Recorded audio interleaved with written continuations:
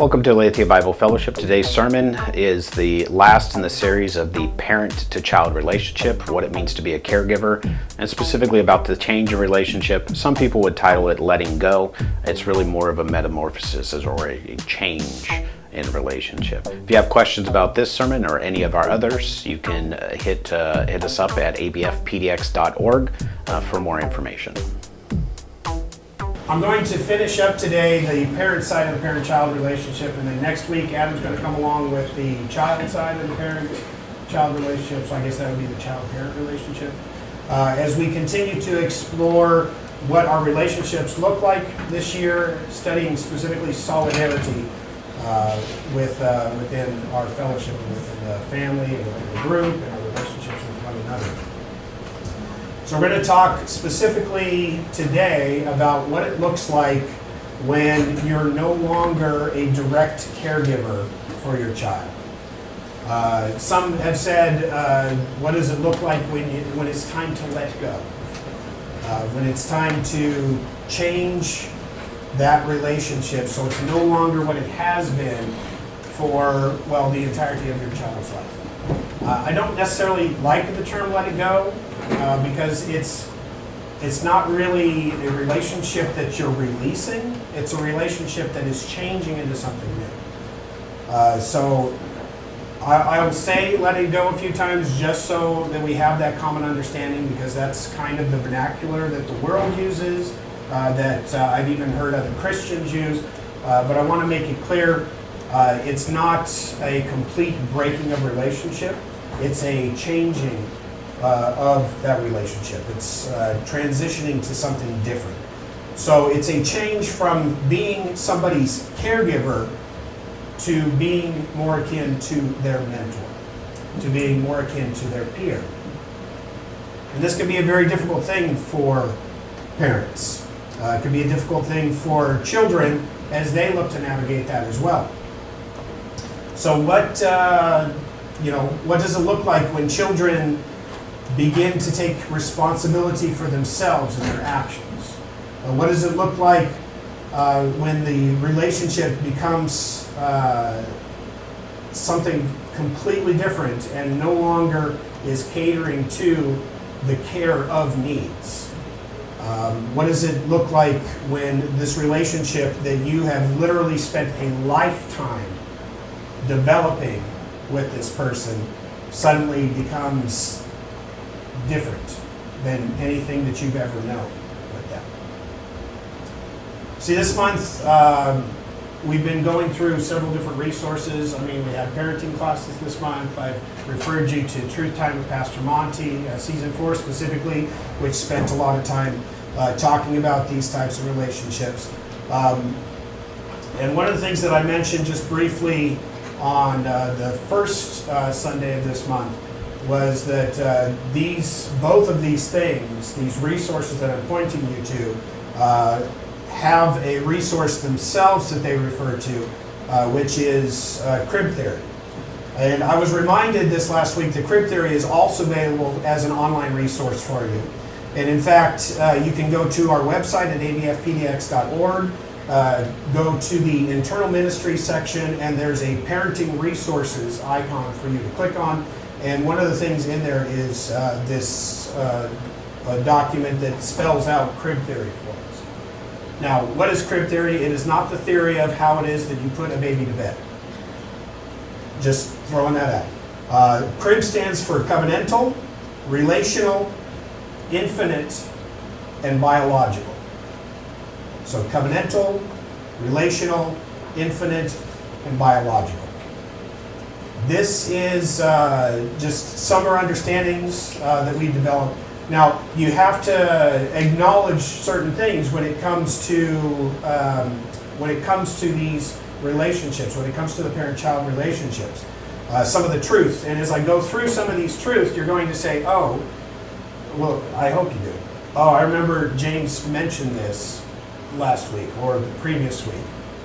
These are consistent. Children are a gift from God. Children are a communal responsibility. Children are made in God's image. Children are meant as a continuation of God's legacy. Children are under the protection of their family. There comes a time when children must transition to adulthood.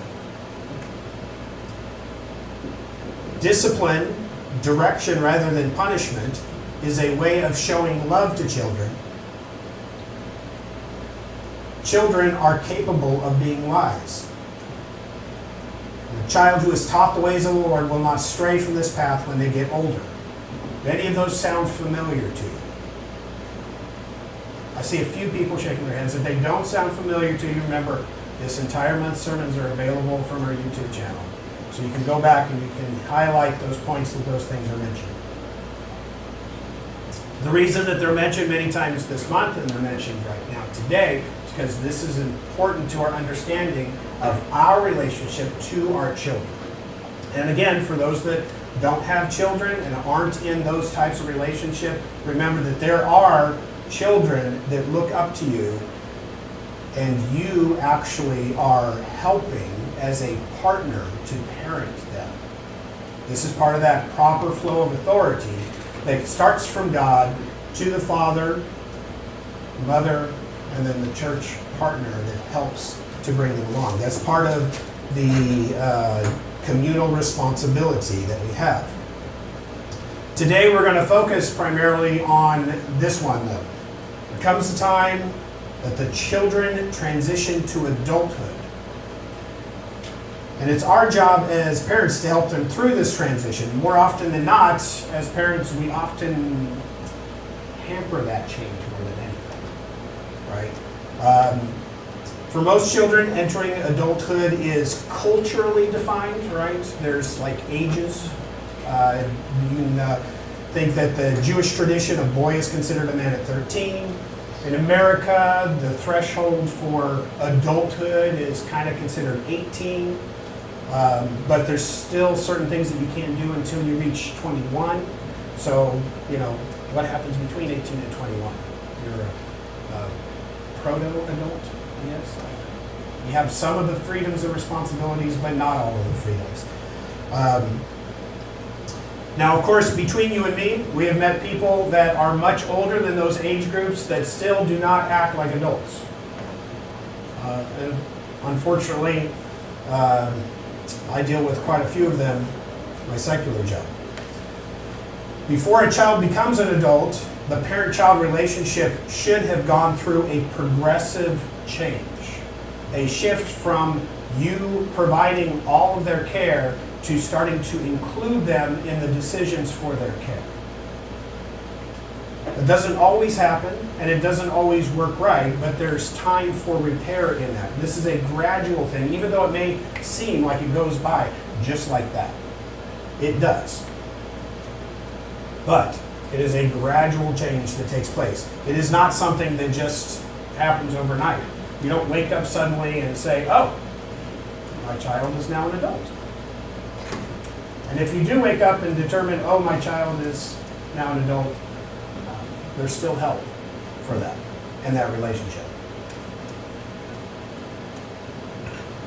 The hope is that through the years, as they've been growing up, you've been helping them to move towards a position of self-responsibility and accountability to a higher authority. Not your authority, but God's authority, right? That's that proper flow. You submit to God in all that you do, and you, by that example and how it is that you raise them up and how you treat them and how you take care of their needs, show that that is where they should look for authority as well. That you are not the end-all be-all. You are a pathway. In God's eyes and under His leadership, our child transitions into a separate and self-determining person. The child has the right to leave home, to make their own way, and whether or not they take immediate advantage of these changes, they have the ability and right to do so. And at this point, personal decisions have to be based on something more than a matter of submission to mom and dad's rules. Mom and dad's rules become constrictive to the freedom that they have. That doesn't mean that mom and dad's rules go away, but the nature and the boundaries that are there for their protection begin to change, begin to lessen, so that they know that they are exercising and setting their own boundaries. Again, this should be a gradual process throughout their development, and not just suddenly, oh, hey, you're 18. There you go. Remember everything I taught you. Take this, it's dangerous to go around. It is a gradual process. In other words, if your child decides to go to church, it should be because they themselves have a heartfelt desire to serve Christ and to connect with fellow believers.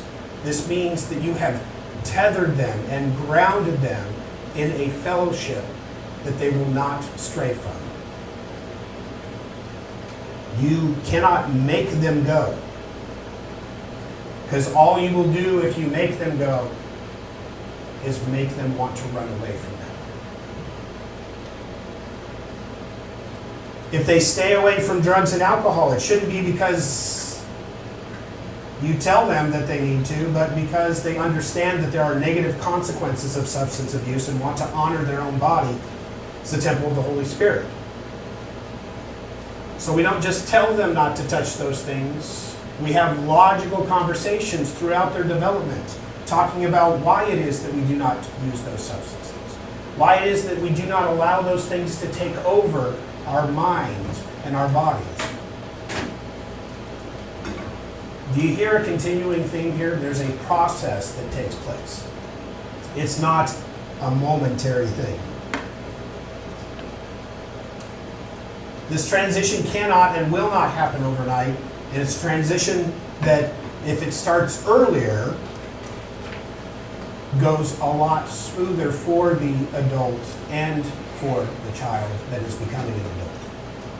Because they get a taste early on for responsibility and consequences of that. It is better to train them up with an understanding of responsibility and consequences for the decisions in a safe place before they leave our care and strike out on their own. If you think about it, parents invest about 20 years into raising their children, caring for them, teaching for them, telling them how it is to walk and showing them how to accomplish that, all the way to showing them how to drive and teaching them how to drive. Teaching them how to drive without having major overreactions because you're concerned about the safety and you're going to crash into that wall.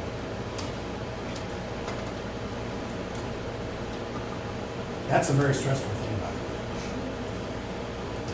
I remember when I was learning how to drive, my mother was teaching me. I was driving a Bug, Volkswagen Bug, and this manual transmission, so there's a correct foot to use and an incorrect foot to use, and I used the incorrect foot, and I was told quite loudly and with great alarm that I was using the wrong foot, so I pulled both feet up. And I ended up with 2 tires over the curb, which generally you're just like, oh, okay, well, there's a sidewalk there.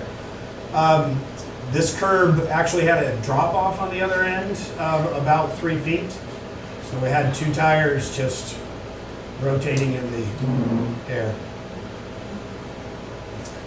The way that it is that you navigate those stressful times is going to have a huge impact on your children.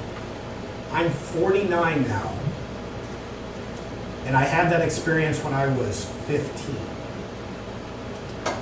But when I drive a car, I always use the correct feet for the pedals, especially now that I drive an automatic. Solve that problem. Raising a brand new person can be one of the most difficult and yet rewarding endeavors that we undertake. Is it any wonder that when it comes time for an adult child to go out into their own, many parents struggle with this? It can be difficult to transition from all parenting all the time to I'm here for you. if you need my advice. Christian parents have the added benefit of faith that God will watch over and care for their children throughout their lives. Ideally, parents have given their children over to God throughout the child's life. Prayerfully, the proper flow of authority has prepared them for their own relationships with God. We don't model these things just for our own benefit, but we show them that they too should look to God as the primary guiding force in their life. For others, it can be a struggle because the parent has become an all-encompassing identity for them. Without our children, what are we? We're unsure of that. We're unsure of who it is that we are. This is a symptom of deviating from the proper flow of authority.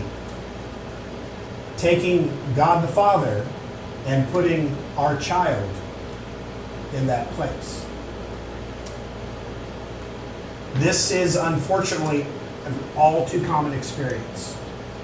And we see even marriages that have broken up because the children are no longer there to be that glue that they relied on. Because the children should never have been the glue to begin with. When we realize that we've wrapped up our self-worth in being a parent to our child, there is a way towards redemption for us. We can turn to God and ask Him to reset our perspective. One of the things that we often fall victim to, not just in this aspect, but in all aspects of our life, is we take our experiences and the definitions that the world has taught us, and we look at God through those filters. When you do that, you are trying to place your expectations of how you believe God should act. The problem is, we are finite creatures trying to define how an infinite God is going to do things.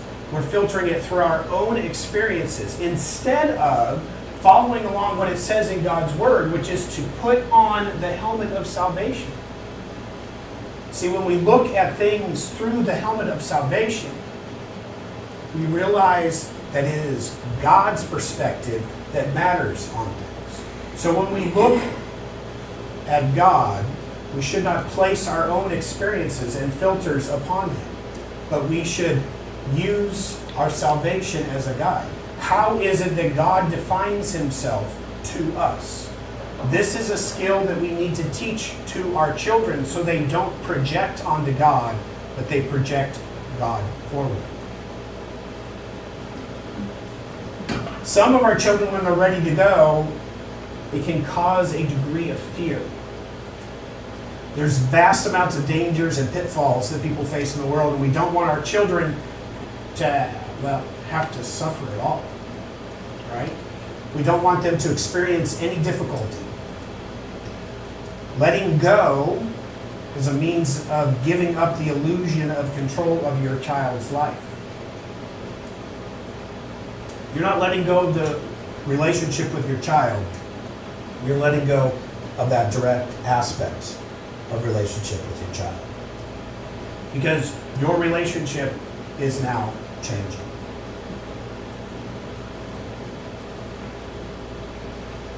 Often the parents who struggle with this are the ones who have taken the responsibility of parenting most seriously. And after years of being intentional about raising your child well, it's hard for you to take a new role in their life. We don't like change, generally. We get locked into patterns and ways of communicating, and ways of dealing with people. Sometimes we even say the same things over and over again in our prayers. Not necessarily because, we have nothing new to say, but because we find comfort in saying those words over and over again. All of our lives, we've developed patterns of relating to one another.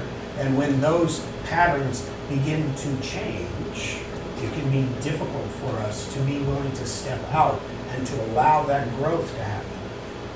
even on just a personal level, allowing that growth and that change to rethink how it is that we ourselves operate inside the world is difficult enough. But then to bring up a child into the place where they themselves are continuing to change and do so in a way that is somewhat safe for them, but still we want to walk into that relationship where our hearts bleed out for their care. And we worry about every misstep they make. We worry about when they make a decision that is different from the way we would make a decision. And we worry about them having to deal with those consequences. So there's that urge to want to save them, to keep them safe from those bad old consequences. This is severely damaging for their own personal growth.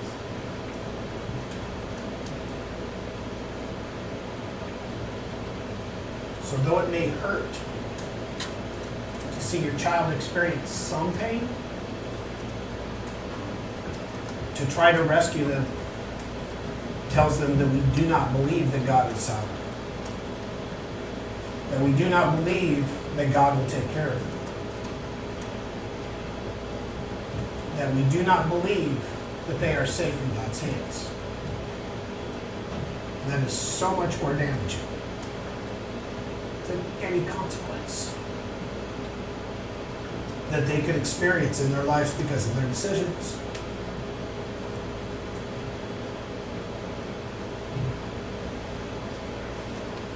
Even Christians who have trusted their children to God from the beginning and relied on God for their own sense of identity, entering into a new season is difficult. But God calls us to different ministries at different times. Yet even when we know it is time for this next season in our life, it can be hard to leave something in which we've poured so much into. And when this is the case, we must remind ourselves again that God is sovereign. God does not abandon us. It is well within His hand. Our emotions may cause us to be afraid of what will happen.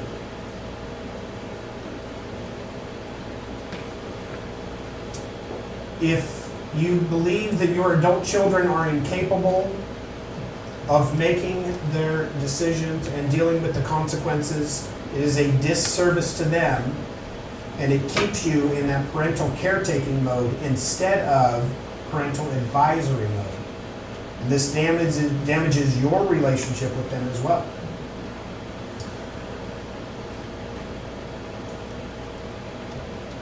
The young adult begins to feel stifled, controlled. They never have a chance to mature in their own decision process because, well, mom and dad will take care of it.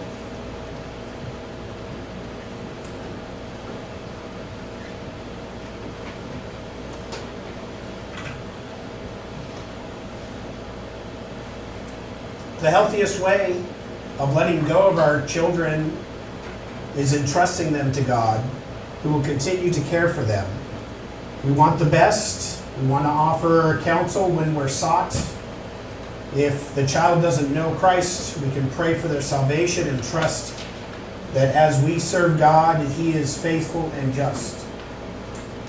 If our child is a follower of Christ, we can embrace the joy of having a new brother or sister, a co-heir to the inheritance.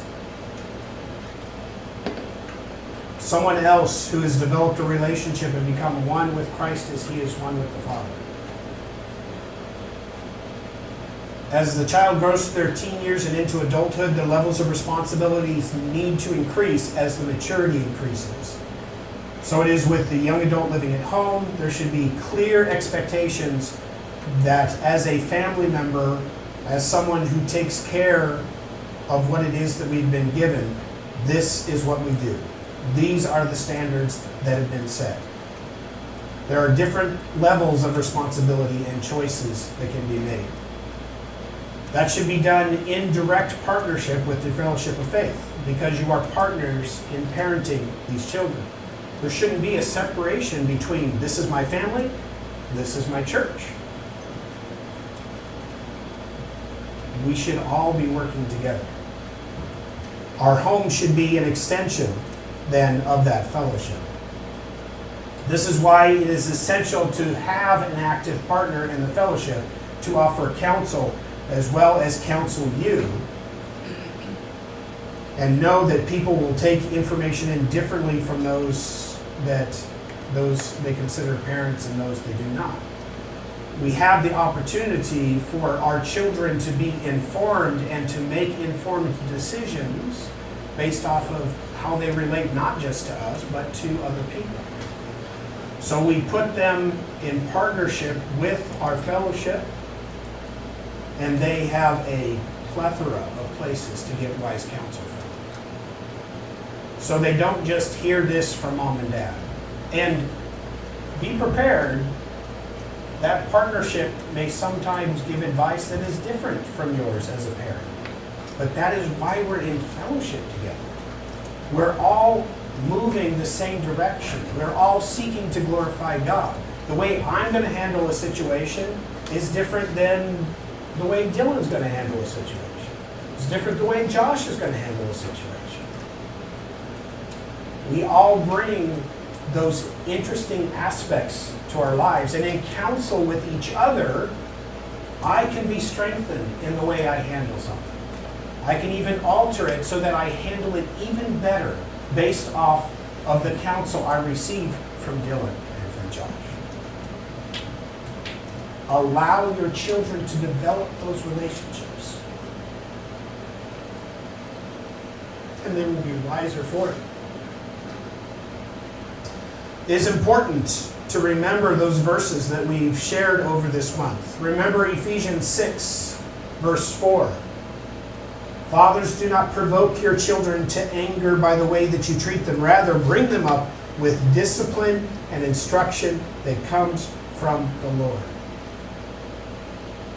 Bring them up with discipline and instruction that comes from the Lord. We give them a direction, we give them instructions, not just from our own uninformed minds and experiences, but from the truth that does not change, the foundation that will guide their lives. We bring them into their own personal relationships with God. And then we have the opportunity as they grow into adulthood to share in that with them. As we change our relationship and are no longer equipping them, we allow God to properly equip them, knowing that He will never let them down. And we can rejoice with them as they take this journey. Proverbs 22:6. Direct your children into the right path, and when they are older, they will not leave it. See, it's the responsibility of the parent in the present to be in right relationship with their child. To show them that everything flows from God the Father, so that they can develop that right relationship with Him. So that means we need to engage their minds. We need to allow them to think things through and not just follow along because mom and dad said so. They need to develop their own reasons for following instead of just parental instruction. We have the call not to be perfect, but to direct our children towards God through our actions, towards our relationship with Him. This is fostered and grown in our community of faith. We have the ability as parents to improve and to change how it is that we raise our children, not just informed by our own experience, but through the people that God has brought together with us in fellowship. This is what partnering with each other is all about, because children are a communal responsibility. Deuteronomy chapter 6, verses 4 through 9. Listen, O Israel, the Lord is our God and the Lord alone. And you must love the Lord your God with all your heart, all your soul, and all your strength. And you must commit yourselves wholeheartedly to these commands that I'm giving you today. Repeat them again and again to your children. Talk about them when you're at home and when you're on the road and when you're going to bed and when you're getting up. Tie them to your hands. Wear them on your foreheads as reminders. Write them on the doorposts of your house and on your gates. As parents, our goal should be to bring our children up into adulthood with a mindset of giving glory to God in all that they do. We don't raise children to cling to them, to create our own legacy. We raise children with an understanding of God's legacy. Now, this can only come through proper perspective when we take hold of the understanding that our children belong to God, and therefore we must honor that they belong to God. We're just the ones that have the privilege of being their caregiver for a short time, and we provide that stable environment for them. But eventually, they will need to leave that environment. They will need to change the environment. They will need to take hold of their own environment and create that. Our job is to create that strong foundation when they are young. And if we do not do that, all hope is not lost. There's still opportunity for us to make changes and to bring them along with us as well. Being the parent of an adult child now takes us into more of, like I mentioned before, a mentoring role, right? It's not a letting go of relationship. There is a call to not be severed in relationship, right? I mean, the whole year we're talking about solidarity. So this isn't, when Colin's talking about leaving and cleaving, this isn't a breaking of relationship with your parents. It is a change of relationship with your parents. It is a growth so that you now, as an adult, starting your own life with your spouse, have opportunity to pass on God's legacy just as it was passed on to you. So if your child is at a stage that they're leaving your rule and changing the relationship,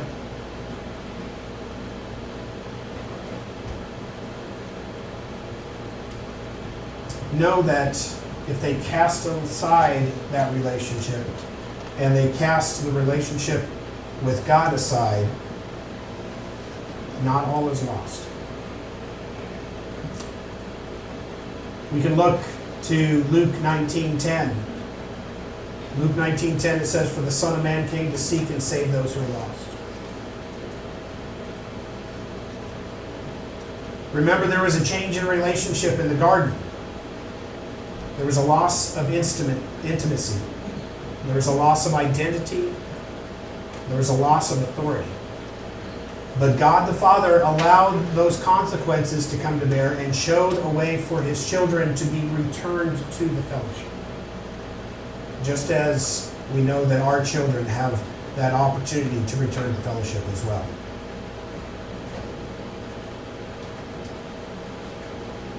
Whether we find letting go or changing of our relationship to be difficult or easy, we do so by recognizing that our children are always in God's loving and capable hands. The best way, therefore, is for us to exhibit a strong relationship with God and with each other, and join together with one another in prayer, moving towards maturity in all of our relationships, with the goal of glorifying God through them. So though it may be tempting to cling to that opportunity of being able to hold your child in your arms. I'm sorry, for me it was like this, one in each arm. Though we want to cling to that, we must move forward. We must move past. We must allow our child to grow. In solidarity, we function together under God to bring him glory, even in the transition of a relationship from parent to friend, to mentor, to counselor. allow your children to mature and work not to hamper that in how it is that you treat them. So I do have a few questions for us today. Questions that we can take hold of and discuss in our cell group. Now the interesting thing is, these questions do not mention children at all. First question, how did you handle a transition of relationship? So take opportunity and to explore how it is that relationship with somebody has changed and how it is that you handled that transition of relationship. Second question, where do you see yourself fighting this change? It's a time for self-examination. Determine those places that you are having difficulty in this change or transition, to be vulnerable with one another so that we can come alongside and help each other to grow. Where do you see yourself fighting this change? And thirdly, how may you have stepped too far away from relationship? Have you let the I must let go of my children go too far? How may you have stepped too far away from relationship in those transitions? So let's take opportunity to discuss these things before we end our day. Let's go ahead and pray before we go to summer. I know I don't usually do that, but let's go ahead and bathe this message in prayer. Father in heaven, thank you for the opportunity to read through your word, to think through how it is that we navigate this changing of how it is that we've operated for years, how it is that we've navigated within specific relationships, and how it is that we give those relationships up to you and allow that change to take place so that we keep your legacy alive. Thank you for the opportunity now to go and to discuss these things, Lord. I pray your blessing on the opportunity to be vulnerable with each other, to share with each other, and for the opportunity for us to come together and lift each other up. I pray all of these things in your name. Amen. Go with God.